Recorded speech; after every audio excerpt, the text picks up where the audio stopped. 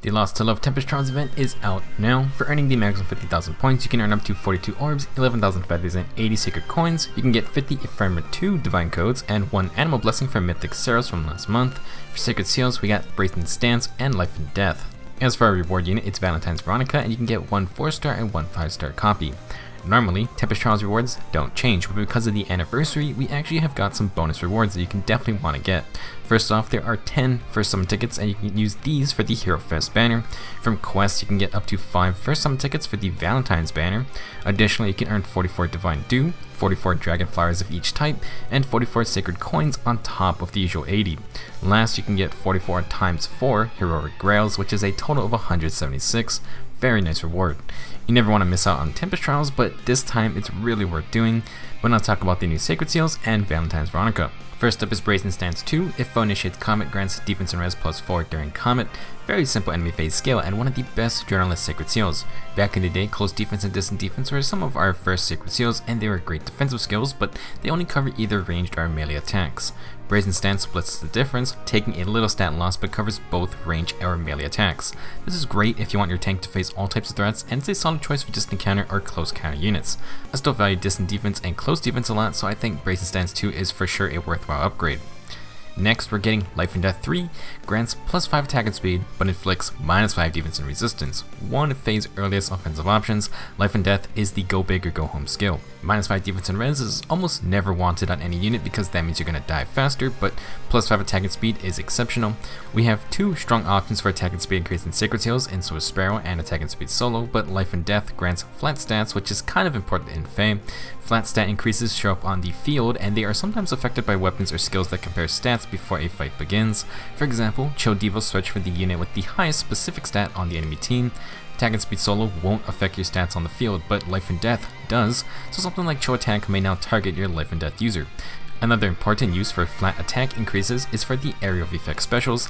These calculate damage before combat starts, so you want to run Life and Death instead of Swift Sparrow or Attack and Speed solo.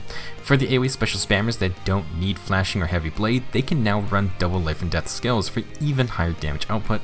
These are the units with accelerated specials like Ophelia or Lysithea. Usually they have the freedom to run Hardy Bearing to counter vanish threats, but if you don't need Hardy Bearing, you can now get more damage on the AoE special, plus of course the normal basic attack. The issue is that if you do get touched, you're even squishier, and that's the high risk, high reward nature of Life and Death. For the memes, we can now run triple Life and Death with certain Life and Death weapons like Raven and Linus's Basilicos. Wouldn't really recommend it, especially with attack and speed solo being an option, but if you want to see big numbers, then go ahead. Speaking of big numbers, if you want to soak the Aether Rage structure that applies Chill Attack and Speed, then that is a nice way to boost your attack and speed stats. All in all, Life and Death as a Sacred Seal isn't that bad, you just need to be careful, especially if you stack it. I am Veronica. I've heard that today is the day of devotion. The people I'd like to give gifts to are Bruno and Xander. For a reward unit, this time it's Valentine's Veronica. Kicked out poor Sharena from joining her family, but I do understand she's probably here because of their seer. As a unit, Veronica is a blue mage Cavalier. She has 40 HP, 36 attack, 38 speed, 21 defense, and 22 resistance. Wow, now those are some pretty impressive stats, especially on a ranged Cav. 36 attack and 38 speed aren't topping the charts, but they are really dang close, and serves as a great baseline for Veronica as an offensive unit. She somehow doesn't even drop under 40 HP or 28 defense or resistance, which are the usual sacrifices for such a stat line. Veronica won't be tanking everything, but at least she won't get decimated in one hit. In fact, she actually gets a little bulkier thanks to her weapon, Pact Blooms Plus. This is a 12-minded habitable blue tome and has the same effects from the other 2 tomes on the banner. If unit is within 2 spaces of an ally, inflict -5 attack and res on foe during combat, and when unit deals damage to foe, restore 4 HP per hit. These Valentine's tomes are not bad inheritable weapons at all. They have a somewhat easy to activate condition, and the -5 attack and res debuff with +4 healing on hit is a neat ability. In fact, these are solid defensive weapons because -5 attack debuffs cover both physical and magical damage, and obviously the 4 HP on hit effect is always appreciated. I compared these to the Serpent Tomes, which are distant defense 3 weapons, and honestly I think these are much stronger because you only lose 1 defense and res stat point but gain 5 extra damage and a little bit of healing. They also work on both phases, where Serpent Tomes only work on the enemy phase.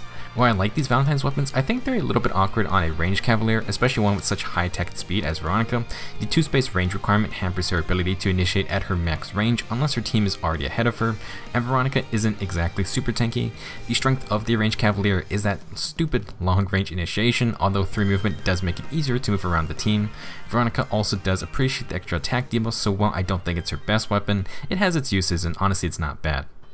Unfortunately, Pact Blooms Plus is Veronica's best skill offering. Her special is Growing Thunder, which is an AoE special. She has HP and Speed 2, which grants plus 4 HP and plus 2 speed.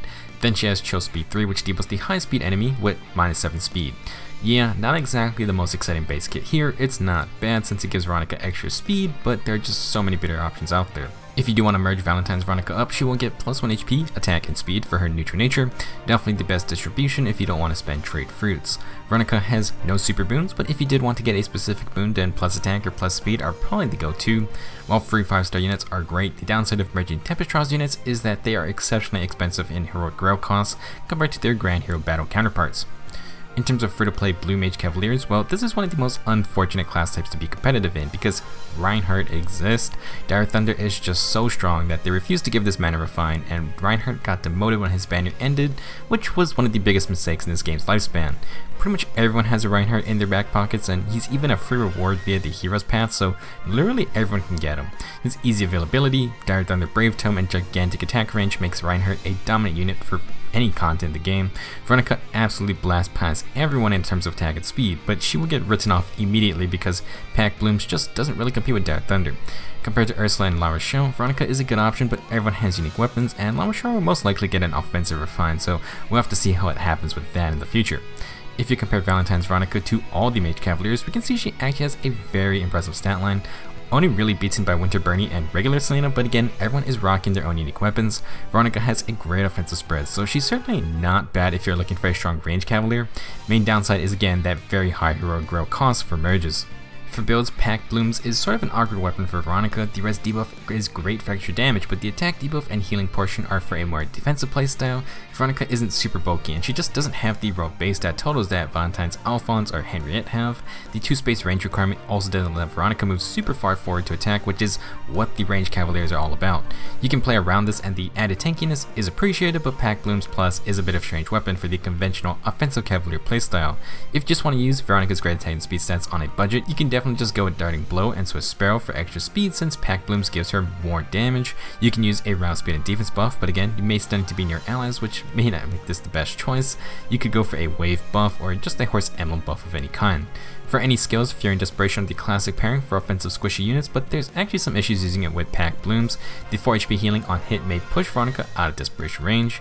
She does get decent bulk with Fury 3 and the -5 attack debuff from Pact Blooms, but this can be an awkward build. If you want Life and Death isn't a terrible option since the -5 defense and res technically gets offset by the -5 attack debuff. You can use the new Sacred Seal version as well if you want to get risky. If you want Veronica to help an ally, the Link B skills aren't a bad option. You can get some additional defensive res while staying near the team to get Pact Blooms activated. I talked about using these Valentine's tomes on our armored banner units, but there are some other skills that non-armor units can run with them. For Cavaliers like Veronica, you could use a low B skill. For example, low attack and res would make it so you deal -8 attack and resistance to the foe in combat at all times. Additionally, Cavaliers can also use Ruse B skills. They can debuff enemies which stack with Pact Blooms, and you can get guard as well. You also get to buff up the team, which if you aren't venturing out too far to attack first, then this may be a better playstyle. For A skills, there are some interesting premium options for this weapon. Unity A skills have that same 2-space activation range, and Push 4 skills inflict recoil damage which can be partially recovered with the on-hit healing effect. Both work on either phase, which gives us nice options for attacking or defending. Personally, I'm not really sold on tying down my 3 movement range Cavalier to sticking with the team, but it's not the worst idea ever. For someone like Valentine's Veronica who has great attack and speed stats, I would probably just go with the Blue Fox Tome or Blue Blade Tome. Fox Tomes are pure player phase weapons and work great with Desperation. Blade Tomes need no explanations. There are some other strong seasonal weapons Veronica could use if you get your hands on them. Floor Guide from Summer Loot is a basic -5 speed and res in combat debuff. Juicy Wave from Summer Camilla is a Desperation 3 tome. Spooky Sensor from Halloween Ileana is a Fury 3 tome. Then you got Vessel of Cheer from Grim Pant, which is a Swift Sparrow 2 weapon. Unless you really want to commit to a bulkier Veronica build with Pact Blooms, these standard offensive builds with things like Desperation and Swift Sparrow will just be easier to make work. Overall, very worthwhile Tempest Trials to participate in. Not only are there increased rewards for the anniversary, but we got 2 solid Sacred Seals. Brazen Stance is a great all-around taken skill, and Life and Death 3 does have its uses, you just don't want to get hit too many times. As for Valentine's Veronica, her base stats are really great for a Mage Cavalier. 36 attack, 38 speed is amazing, all things considered, and while her defense and res are a bit low, they aren't horrendous or super lopsided. Pact Blooms helps boost Veronica's survivability, but it's an awkward fit for a Mage Cav. You can make it work, but there's not many advantages to using it on a Mage Cavalier compared to say an Armored Mage or just an Infantry Mage. They may be able to get into position easier, but in terms of combative stats, the Mage Cavaliers are at the very bottom for base stat totals, besides dancers. If you need a blue Mage Cavalier, most players are just going to use Reinhardt and for his sheer firepower, which is understandable. Maybe if internet systems made more cavalry specific skills, this could change, but this class type does not get a ton of love, and when they do, other classes also get access to their skills as well. Meanwhile, ARM units get a million unique B skills and just got 2 ridiculously annoying new C skills. That's all I got for now. Go get those rewards, and I'll see you guys in the next video.